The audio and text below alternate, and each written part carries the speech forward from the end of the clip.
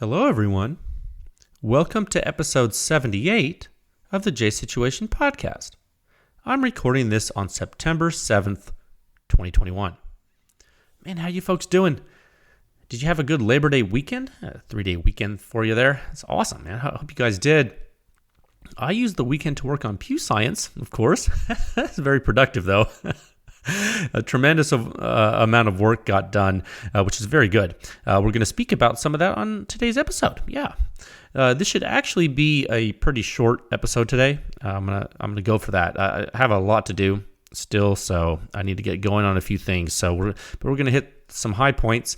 I did go hard in the paint on analysis from the recent test series. Test series of what, you may ask? Well, silencers, of course. Yeah. And if you're looking for a place to browse and buy such items, you could, if you were so inclined, check out Silencer Shop. The J Situation Podcast is proudly sponsored by Silencer Shop, the most efficient and intelligent way to purchase silencers. Yeah. As a silencer consumer, Silencer Shop is not only my dealer of choice, but they are my infrastructure of choice. You know, they did a lot of cool stuff. A lot of cool innovative things. They pioneered the use of the QR code on the actual Form 4 so the ATF can scan the code instead of putting all the data in there by hand for you. Yeah, it's definitely cut down on errors, which is, kind of the name of the game in the bureaucratic rights infringement process. There is a reason they've grown. They continue to innovate. They got a network of nationwide dealers where silencers are legal. You can use their kiosk, do your fingerprints, photos, everything's electronic, all encrypted there, safe for you there. You cut down on errors. You simplify your silencer purchasing process. It's great. No transfer fees, no paperwork errors, just you and your silencer with no drama. It truly is silencer ownership simplified. It is. And secondly, this podcast is also sponsored by Pew Science. That's right, it is. The one and only. It's pushing the silencer industry forward, one test at a time. Visit pewscience.com for the suppression rating, the simplest and most accurate hearing safe ratings for your suppressed small arms. It's based on true human sound perception. It's pretty cool. It's in Section 5 of the Silencer Sound Standard. It's all there on the website. I'll walk you through gunshot noise, sort of like Wikipedia, but it's cooler. Because it's about suppressed weapons. I mean, let's be honest. What's cooler than that? Not much, really.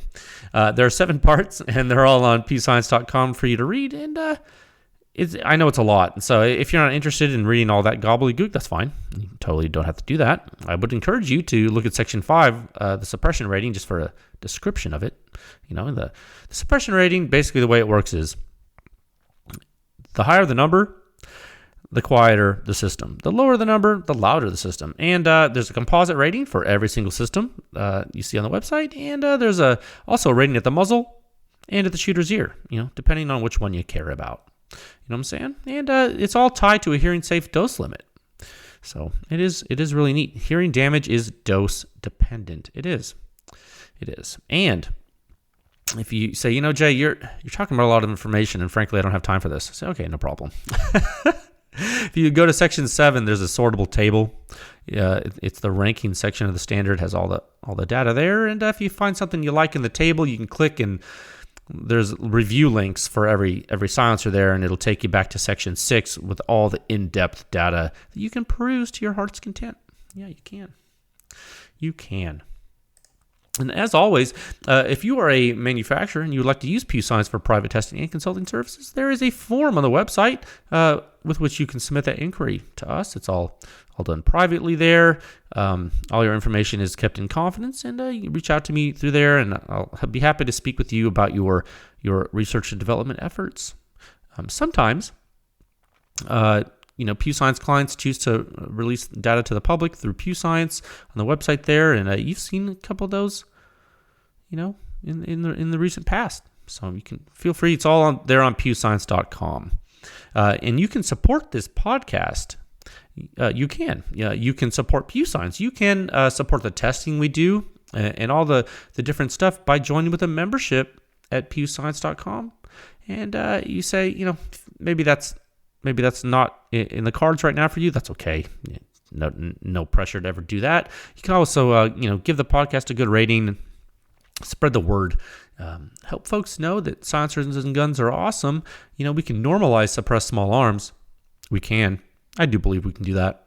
I think we've already started to a little bit. It's kind of proliferating here and there.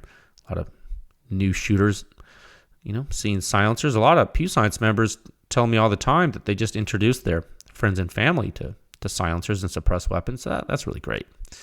Okay, so I have 3 topics for you today. And frankly, they're relatively exciting, I will say. Topic 1, new research and sound signature review coming this week. 5.56 data. You've been so patient. So let's talk about it. Yeah, that's very exciting. Topic 2, new carry gun. Oh man, I haven't shot it yet. I literally just got it like an hour ago. Kind of excited. Will I suppress it? Yes. What about Griffin cam lock? I am thinking about it. Honestly, am thinking about it. So we'll talk about that. Topic 3, some administrative items I just want to hit really quick. Pew Science clients and members, thank you for your patience. During this recent testing and analysis rush, it's just been really busy around here, and workload is normalizing again, and so your test proposals and your inquiries will be addressed in the order received. I think that's usually what people say in an official capacity. Your inquiries will be addressed in the order received. Thank you to all of the member supporters. Continue to make all this research possible. You guys are awesome. Okay. We're going to go here. We're going to do topic 1 at a time of 6 minutes and 49 seconds. Okay, see how fast that is? I'm looking at my records here. That's at least almost a minute faster than we did last time, so I'm trimming some fat. We're getting efficient. Topic 1, new research and sound signature review coming this week. 5.56 data. Yeah, you have been very patient, and I'm very pleased that this is becoming a reality right now, and I don't want to turn this into a sob story or anything like that, but I did crunch numbers and work for about 72 hours straight Labor Day weekend. I'm actually so burned out right now. It's Tuesday, so I don't even know. It feels like Monday. It's Tuesday. It's fine. The reality is, and sometimes this happens, and it's not favorable, but it's just the way, just kind of the luck of the draw. There was so much Pew Science work to do that if I didn't do it, it was going to pile up, and it was one of those things where I saw this window in time, and I was like, you know what? I'm going to do this. And so now we're in a really good position going into this week. And I actually do like that. And I think you're going to like it because you're going to get quite a lot of information. You are. Now, the first thing, I'm going to give you a preview here. The first thing I'm going to give you is some information on the new Mark 18 test host weapon. I think that's really important. And at first, I was going to publish that information this weekend. Actually, while I was still working on stuff, I was actually going to give that to you early so you could be aware of what's going to happen. But I did decide to wait. I decided to wait and give you that information in conjunction with some other stuff that I'm going to give you, okay? And the reason I am giving you some information I don't normally give you is because the characteristics of the host weapon we are using are of the utmost importance for you to understand. Okay, so to give you an idea of some of the reasons why the Mark 18 requires more understanding, I want you to ask yourself a few questions. Okay, I want to ask yourself, how often do folks ask about silencer durability on short barrel rifles? How often are barrel length restrictions mentioned for rifle silencers? Seriously, think about that. I want you to ask yourself these questions. How often do people say that short barrel rifles are loud? Okay, so those are 3 things that, how often are you seeing folks asking about silencer durability on these weapons? How often are they talking about barrel length restrictions? How often do people say that they're really loud? Like this SBR, short barrel rifle, short barrels. Do you understand the technical reasons why these things are discussed? I mean, do you really understand? Like you see people asking all the time all these things, but do you understand why? And do you think that silencer manufacturers understand why? Do you think they all understand, or do you think just some of them understand? Okay, so I just asked you a lot of questions, but I'm preparing your mind. I want to prepare your data palette, your analysis palette. I want to prepare you. This is an appetizer because I want you to really get into a mindset of, what am I asking the system to accomplish? And yeah, I think that some baseline info is needed for you to understand the system in general. And remember what I have spoken with you about in the past. A silencer takes an input and it provides an output. Okay? Somewhere in the silencer, the input is converted to an output. Somewhere in the silencer, okay? The input is very, very important. And how much does the input vary when you change the host weapon? Okay? I mean, now, I'm going to tell you something, and I mean this.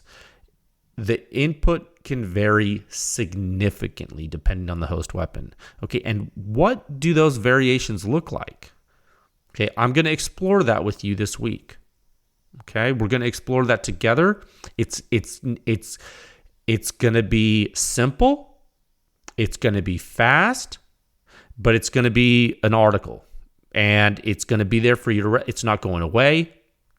It's not something that you have to be like, oh my God, I better listen. No, it'll be on the website, and it'll be something for you to reference. And I think it's going to help you, and I think it's going to generate some discussion. But you're going to need it, and it's going to be there. Okay, and so yeah, so there's that, and then also coming after that, or with that, in conjunction with that, will be a sound signature review. Okay, that's right. And I think it's a highly desirable review, and it's something that the community has been waiting on for quite some time. I think that it'll probably be studied and referenced for quite some time. I think it's going to be one of those things that becomes a referenced thing. And I think that's good. That's what I'm here to do for you. I've worked hard on this, and I'm not completely finished with it yet, but it will be ready for you this week. And I think that a lot of you will not be surprised, but some of you will be very surprised. And it's going to help frame a lot of discussion and a lot of stuff going forward. And so I think, what better way to start than this way? And it'll be great.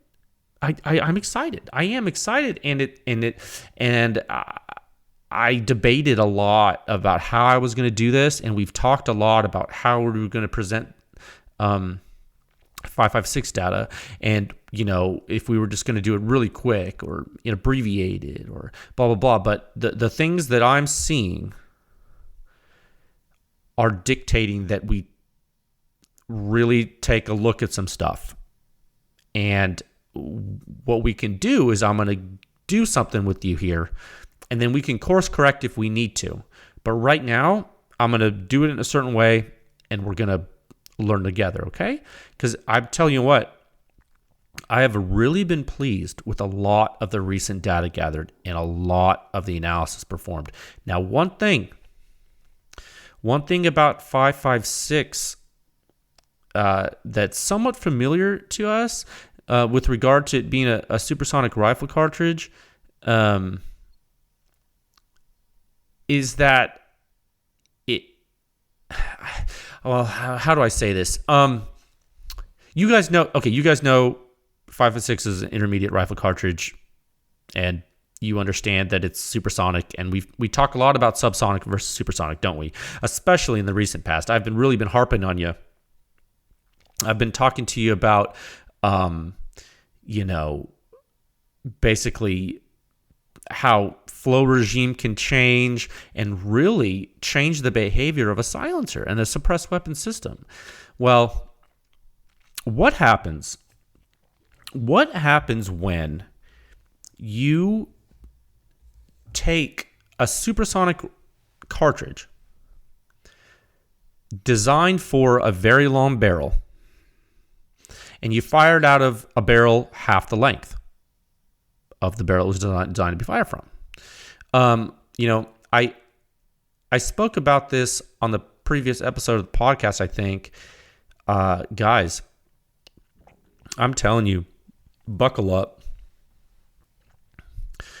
I'm not sure folks really understand the difference between short and long barrel muzzle blast. I don't think so. And, you're going to understand it a whole lot better later this week. I promise you that. You are. And this does bring up an interesting thing. It's a consequence of our path that we're taking. Okay, but it brings up something interesting. Now, ideally, we would have tested silencers on an automatic weapon system that only changed the variable of operation. Okay? For example, ideally we would only change from bolt action to reciprocating action or something like that. Ideally. Scientifically, that's what we would want. We would introduce a variable, right? Now, instead, we are moving from long barrel bolt action to short barrel automatic weapon. Okay? And when I use the term automatic weapon, I'm using that term to say it's an auto-loading weapon. It's an auto-loading firearm, an auto-loading small arm. So it's not, I'm not saying that I'm giving you select fire data in like automatic fire. I'm saying that there's bolt action, which is like manually actuated, manually cycling, and there's automatic weapons, which are weapons that automatically cycle. We would term these semi-automatic, but that's just a semi-automatic is just a version of an automatic weapon. Okay, real automatic weapons are select fire. So you select a one shot or then some kind of burst and then like a fully automatic system. So when I say automatic weapon, I'm making the distinction between bolt action and reciprocating. Okay, so let me back up again. So instead of going from only bolt action to reciprocating or automatic, we're going from long barrel bolt action, long barrel manual action to short barrel automatic. So we're actually changing not only the operation, we're not only changing the operational system of the host weapon, but we're also changing the combustion phenomenology. And at first, I was a little upset. That so many people asked for the Mark 18. But in a way, I'm kind of glad. I am. I'm gonna turn this into a positive, and I will say it's better to find out now for you. So what are some of the surprises that will be in store for us as we progress through this journey? What are some surprises? One surprise is going to be, this part's not a surprise. We know flow restriction or back pressure will matter, right? That part might actually be straightforward for you to understand. You understand how flow restriction is going to affect a semi-auto, right? We've already talked about that. We talked about how if the action opens while there's still a high pressure in the chamber, that can influence the pressure signature out of the ejection port, for example. That's one reason why back pressure matters, right? Okay, so you understand that part. Now, a surprising thing to you, though, might be the threshold of what is possible. How quiet can the ear signature get? And you have to have a quiet muzzle signature to get a quiet ear signature. You just do. Especially when the source is close, guys. Okay? So there's that. So then how do you get a quiet ear signature and manage ejection port signature with low flow restriction? How do you do that? It's a riddle, right? That's like talking about the conclusion to the story before you even start writing it. So that's a great question. Now, another surprising thing is scaling. And this is going to get really complicated. Combustion out of gun barrels does scale. In a way, it actually does. There's literal scaling laws for it. This is established science, actually. It's real. The scaling laws in general for phenomena are real, but then for combustion out of different gun barrels on different cartridges and different cartridge sizes, there are actually scaling laws that are used in the literature. But we are going to be throwing some things for a loop here. And we did chop the barrel in half. Okay? We went from 20-inch AR-15 to 10. Okay, so we had 20-inch 308, and then we're like, oh, let's go to 5.56. Let's go from 7.62 NATO to 5.56 NATO. Oh, but let's not only do that, but let's go, instead of 20-inch barrel, let's go 10-inch barrel. Yeah, we did that. We changed the cartridge. And now we're asking the silencers to do the same thing. The same thing they did before. Yeah. Will performance scale? Like as if we went to the same barrel length? I can tell you unequivocally now, no. It's not going to scale. And that means we are all going to need to pay attention because this is about to get ridiculous, and it's going to be ridiculous to the point that I think there are going to be so many surprises. I'm not sure the industry is ready. There's a lot of things that silencer people know, but there's a lot of things that I don't think a lot of the public understands, and you guys are really going to need to look at the article I'm going to give you this week in addition to the review, because there's some stuff that happens on these short barrels that I think a lot of people know it. And a lot of people are going to be like, well, duh, but then they're not going to really understand the implications. It's going to be easy to say, oh, I knew that, but let's be honest. If you really knew it, then... If you really knew it, you probably wouldn't ask for this data. So just buckle up for that. And then another thing that might be a surprise for a lot of people, and if it wasn't before, it's going to be now. Peak decibel, just the peak dB, is going to end up being very, very misleading. Like even more so now. Like our weapon complexity just ramped up, dude. Imagine what's happening. Imagine what's happening at the shooter's ear with an automatic AR-15. Do you think there are multiple events occurring? Absolutely there are. Absolutely. Remember on a bolt gun when you got an ear signature on a bolt gun? Remember that? That came from the muzzle. You didn't eject the bolt action and you still got sound at the shooter's ear, right? Where do you think that came from? Well, it came from the silencer end cap. Okay, well now chop the barrel in half. Okay, cool. Now you get that muzzle signature to your ear still. That's the same.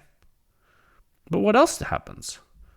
Well, depending on the flow restriction of the silencer, you get a certain ejection port overpressure too. You do. And that's actually closer in origin to your ear. Okay, so all these pressure sources all travel to your ear. And guess what? They happen at different times. They do. Imagine only looking at a single peak data point to quantify that. You can't. It's not useful to you. So newsflash, if you didn't know that, this is why we're going to be looking at a lot of different metrics. And the data I'm going to start showing you is going to destroy any notion that you still had that you can use a single peak measurement. And I'm glad that people are seeing that you can't now. I'm glad. I think that knowledge is proliferating, so that's going to help the industry. Duration matters, guys. Duration does a lot. And if you're not looking at duration and timing too, you're going to fly blind. And you need to be careful about trying to use computers to tell you stuff too. Guys, I see some of you folks wanting to do certain things with modeling. You guys need to back off on that, and you need to start thinking about what's going on in the waveforms. All right, because you're going to see some stuff that no computer is going to tell you unless you know what you're looking at. And garbage in is garbage out. All right, just you're going to remember that. And so that's why I write these articles for you to help you. Okay, this is all for you. The listening. This is for the industry. It's for the community. Okay. So I think that's some foreshadowing for you. It's cool, right? Like I'm excited about it. I am. I'm going to tell you. I'm excited to see what you think. This is one of those times where I really actually don't know how this is going to be received. So I'm excited about it. Your feedback and the community feedback it's really going to help me understand where this is going to go. Remember, Pew Science is a public research cooperative. I do have the final say, and I am the director of all of it. But I do consider what you think. I don't operate in a vacuum. And member feedback is obviously the most important, and the public feedback does matter to me too. And so I have a feeling I know what's going to happen already. I have a feeling I know what you're going to think. But I do want you guys to be vocal. I want you to talk about it. I want to see kind of, how this percolates with you. And I want to ensure that the effort remains applicable to your needs. Okay? I mean, we've been going, it's not quite 2 years yet. We've been going, when did I start this? 2019, kind of privately. And then, so we've been, we're still in our infancy with this, but I need to know kind of how you take it now. I think it goes without saying that the effort is going to help a lot as it stands right now. And I, for one, am excited to show you how incredibly useful silencers are on an incredibly dangerous host weapon. The Mark 18 is not a tame weapon, dude. It is a bucking bronco. It is a bucking bronco in so many ways, and I cannot wait to show you why. It's insane. Okay, let's go to topic 2. Topic 2 at a time of 27 minutes and 34 seconds. Okay. New carry gun, who dis? Yeah. No, theoretically, it's my new carry gun. I have not shot it yet. Kind of excited. Will I suppress it? Yes. You bet your butt I will. Griffin cam lock on this thing, I think. I bought some of that today. Yeah, I'm telling you, man. I got this. I'm going to post a photo of it. I'm holding it right now. Ooh, there's nothing like that new gun smell, too. Bro.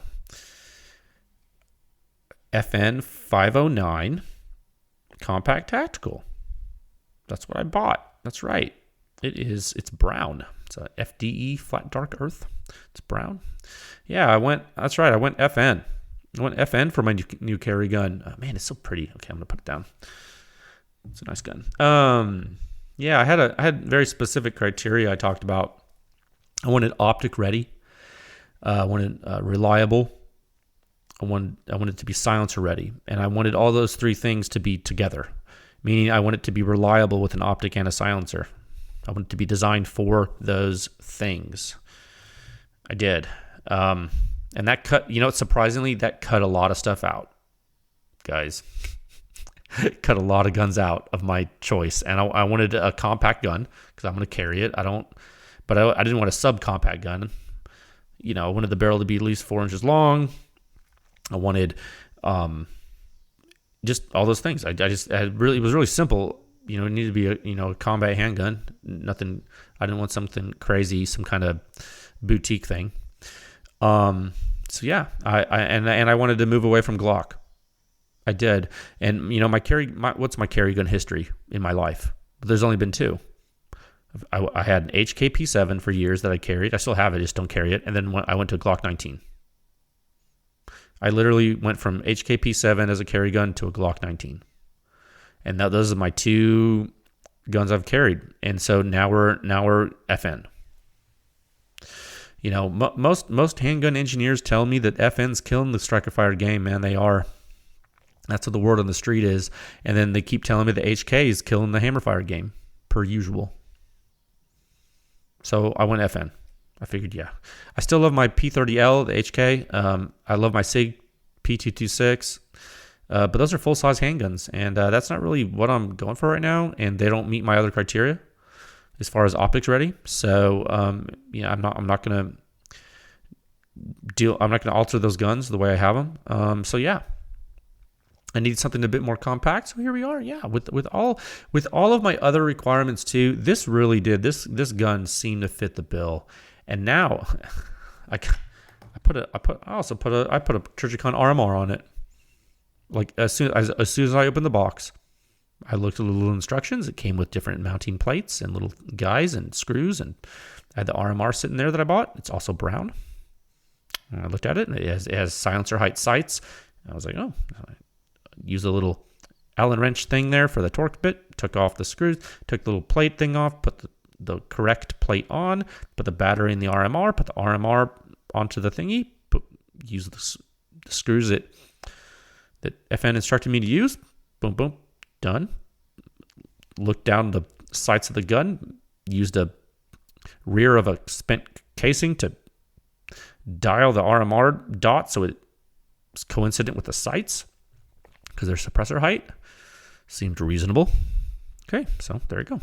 Haven't shot it yet, but we're going to check that 0. Seems like it'll probably be close considering the sights. The sight should be relatively fine. So yeah, that's how that went today. I got it from the FedEx man. That was easy. So yeah. And now it's gonna be great. I'm gonna have to obviously practice with it and shoot a lot. And I have who knows, it could be terrible. I don't know. I never shot it before, but now I just need to pick a nice carry silencer for it, don't I? Because I mean, let's be honest. I'm going to carry a silencer. It's not going to be attached to the gun, but it's going to be with me like I usually do. Usually have a silencer for carry. Carried one when I had my Glock 19 for a while and kind of carried one intermittently. I'm definitely going to have one with this, but I can practice with it a lot, and essentially has optics and silencer height sights. Man, I think it's going to be really great. And I was thinking, why don't I go full crazy and get like a Griffin cam lock for this? You know, a bunch of people have told me they really like theirs, and I think you know what I'm gonna do? I went on RSR, the distributor. I bought a half 28 cam lock adapter. I bought a metric one too. I bought some different cam lock pistons for the different silencers, like the Silencer Co, Rugged, AC. What else did I buy? I can't remember, but I bought a bunch today, and so yeah, it's it's not going to be a quiet gun. This is not. I didn't buy this gun because I'm like, oh, this is such a great silencer host. No, not necessarily. That's not why I bought it. But using the silencer is going to be way better than nothing in a lot of situations, and I think it'll be really neat if the silencer doesn't come off when I shoot. That is the Achilles heel of suppressed pistols. I don't know if you guys, how many of you actually do shoot suppressed pistols a lot, but the Achilles heel is the silencer coming off, and it takes you out of the experience, guys. You're always going to be worried about it, especially if it's like a Form 4 baby.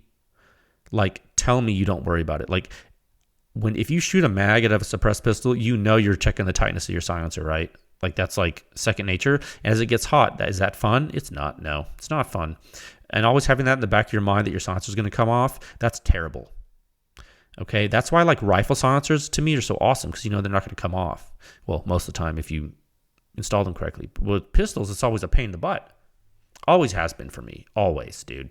Even with metric, if like that comes off less because I have the O-ring, like I'm always paranoid, dude. I'm always paranoid, and it just ruins the experience. It takes me out of it. I can't focus on shooting, and like I just don't like it as much. And so I've been thinking a lot about it, and I'm like, you know what? So many people have given such good feedback on that Griffin system that I'm going to try it, dude. I'm going to try it. And you know what would be really cool? And I'll explain it when I get it. I'll install it and play with it, and then I'll go into details about it so I can kind of, give you information. But so yeah, I'll let you know. Now, I am going to need some mags for this gun. Man, this thing's crazy, dude. It came Gun came with a 12-round magazine and a 24-round magazine. I was like, what? Like, it's weird. Like, the 12-round mag, it's a compact gun, right? I have like pretty normal sized hands, so I grip the gun. The 12-round mag has a little pinky extension dealy. When I grip the gun, I feel like that pinky extension is a little too small for me. I think my hand's a little too big. So what I did is I went on the old internet and I bought some 15 round magazines. So they're going to be a little longer. It's going to have a little bit more, I think, a little bit more room on the gun. And then I also bought some more 12 rounders because I figured, well, hey, it's better to have some more of all of them. I didn't buy any more 24s because I don't need a 24 round magazine for a carry gun. It's nice for like range time, I guess, but I'd rather not. I'd rather just have the 12s and the 15s. So I bought some 12s and 15s. We'll see if I get those soon. So yeah, and then I do need a holster. Before I go all in and start buying holsters, I'm gonna shoot this gun this weekend. I hope I have time. I'll shoot this gun this weekend, and what I'll do is I'll take some steel out to a field and do some drills and a basic familiarity with the system. See how it works unsuppressed. I'll do that, and basically get the feel of the gun, and if I have my cam lock stuff in time, I might even go do that and let you know how that works. Wouldn't that be a great anecdotal experiential report for you? So yeah, I'm the reason I seem a little distracted, I'm holding the gun. You know what I really like, and believe me, I purchased this gun. This was not given to me. Okay, this gun was not given to me by anybody. I straight up bought this firearm based on some recommendations for some folks, based on speaking with the folks at FN, based on speaking with some other folks too, so at some other firearm companies. I like the texture of the grip, the trigger.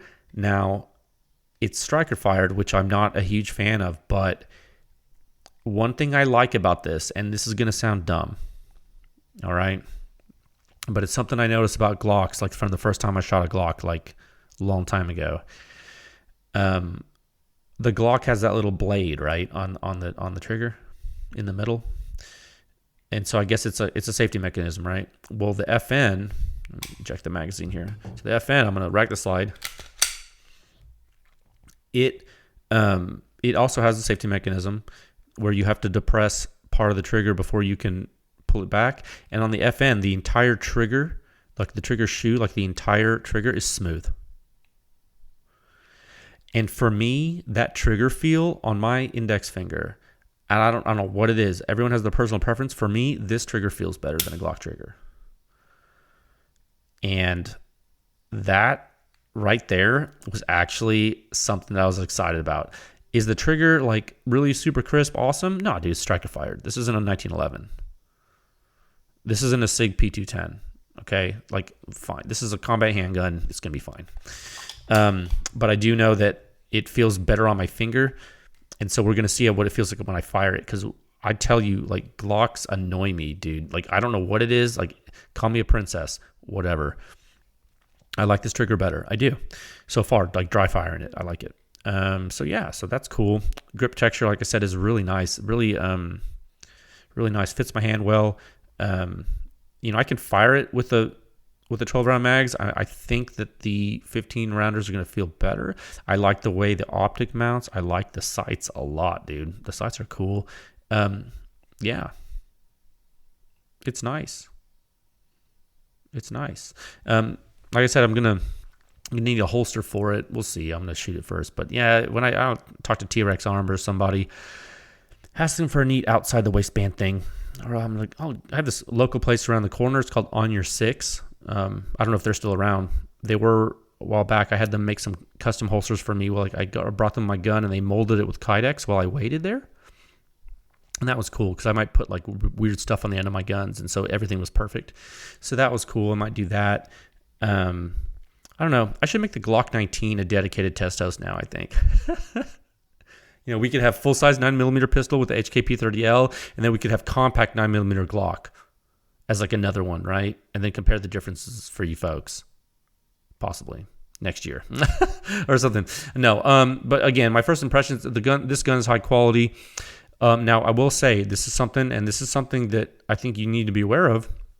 The threaded barrel actually had a tight starting thread, meaning that the way they cut the threads on the threads starting at the very front, something was wrong.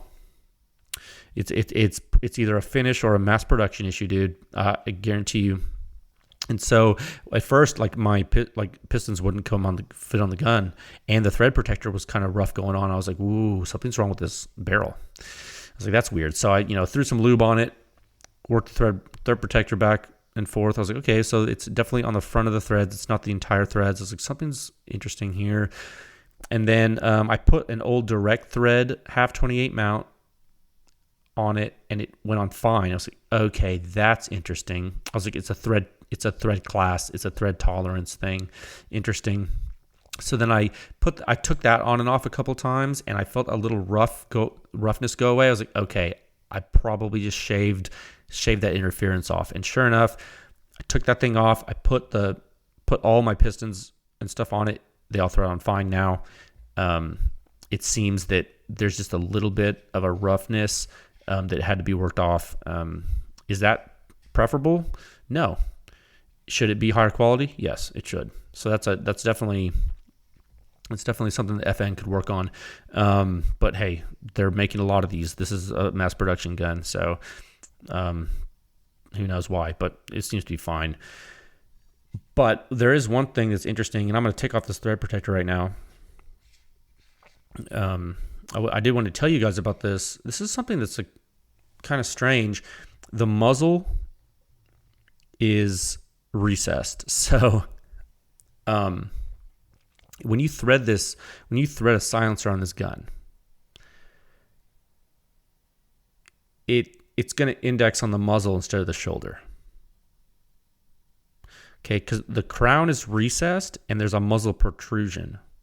Okay, so when you thread silencer pistons on the barrel, they'll bottom out, and the forward muzzle protrusion is what it bottoms out on instead of the barrel shoulder. Okay, and this thing is half 28, dude. This isn't metric. Okay, so if you're not following me right now, and if you're wondering why this is important, like folks that shoot metric pistol barrels, like you guys know, your pistons index on the muzzle. That's what 13.5 by 1 left hand. That 13.5 by 1 millimeter left hand thread, that indexes on the muzzle. Well, this is the first time I've owned a half 28 pistol that indexes on the muzzle. I've never in my life, dude, seen that, unless I'm like missing something. Nothing I've owned. So yeah, I'm throwing it back on now. Yeah, and the thread protect, and this is the weird part of this. And you might be saying, who cares? Well, first of all, you got to hope that muzzle protrusion is square with the bore. It looks to be. I don't know. I guess I need to put a silencer on it and kind of look through it. But there's that, right? But the other thing that's really wild is that this thread protector has an O-ring in the end, and it's a half 28 thread protector, not metric. So now you got to ask yourself, oh, what can you do with that? That's weird. Because if the thread protector can accommodate it, can a silencer piston accommodate it? Can I use an O-ring in the half 28 piston on this barrel? That's crazy, right? That would be crazy. That would be insane, actually. I've never seen that be able to work, but it would also be awesome. Now, I looked at some of my pistons. I have 3 on my desk right now. I have the Q Erector 9. I'm looking in that one. I kind of see some thread relief at the end there inside. Okay, this Silencer Co. Omega 9K. It may or may not. It doesn't look like it has thread relief inside it at the end. Okay, and then I have this little CGS prototype silencer.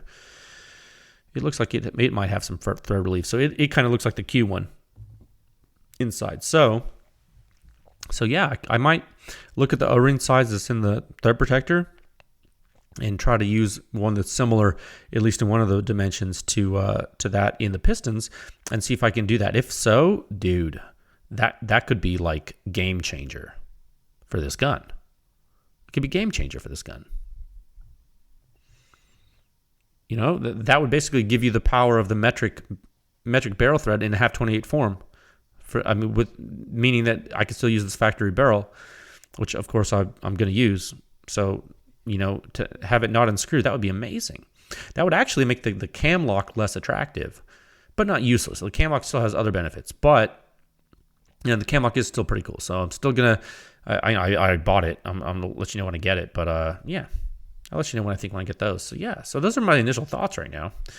I'm sorry I haven't shot it yet, so I can't really tell you a lot about that. But stay tuned for some pistol pictures. I'll have a feeling I'll be putting the thing everywhere. I'll be putting in all my photos. You know, it's like when you get a new dog or something. You know, you can get a new gun, you got to show it off. So yeah, it's going to be like Where's Waldo, but with the gun. Yeah, so that's nice. I like it. I have that Trijicon RMR on the gun there, and I like how, like, you know, the manual's like you can leave the battery on for 4 years and it won't. That's cool. So I don't have to turn the RMR off. Just leave it on. So it's nice. That's a very expensive gun. Okay. So I was just thinking how much I spent with the optic and the gun. And, oh God. Okay. All right. I'll let you know how it goes. Topic 3 at a time of 46 minutes and 32 seconds. Yeah, I told you this is going to be a short one today. So yeah, some administrative items. Just for you Pew Science clients and members listening to this, thank you for your patience. I really do appreciate that. I know I've been pretty busy lately, so I know some of this has been delayed. So thank you for your patience. Workload is normalizing again, so that's really great. So everything that you have sent me will be answered in the order received. I've already started to close some of those gaps and, you know, close the loops with you guys. So if you're waiting on a test proposal, please stand by. If you're a Pew Science Pro member and you're waiting on an answer from me, I think I got back to almost all of you today, but there's some more I saw, and so I'm going to do another come through and make sure I get to you. Now, a quick Hurricane Ida update. Looks like Bowie. It's probably Bowie. That's probably how you say this. Bowie Outfitters. It's dude. It looks like David Bowie, but it's Bowie. Bowie Outfitters down there on the Gulf Coast. They're doing okay. Powerful Pew Science dealer. Also, Pew Science members down there seem to be doing well, so that's good. I've been in touch with some of you. I'm glad to hear you're doing okay. If you guys are in that area, I hope your power comes back soon if it hasn't already. And you start drying out. That's really a terrible situation, guys. And I hope you folks are staying safe. Now, to all of you, please stay tuned this week for some wonderful data and analysis. I think you folks will find it very informative. I don't know what else to say. I think I give you a good preview. And you know, if people, I will tell you this, I have tested a lot and I've spent a lot of time. If people see this stuff and they don't want to know, we don't have to do it. Okay, but I think what you're going to see is something that you're going to see it, and I think you're going to be like, oh my God, well, what about this? Oh my God, well, what about that? Well, what about this silencer? What about that silencer? And I think it's going to start some interesting discussion. So at the very least, I think we should really publish a lot of the stuff that we have. And before we test more, I think I really want to know what you guys think about this Mark 18. Okay? All right. Well, with that in mind, have a good rest of your week. Stay tuned. It's probably going to be Thursday that I give you some data. So stay tuned. Look for it then. And I will talk to you folks again soon. All right. Bye.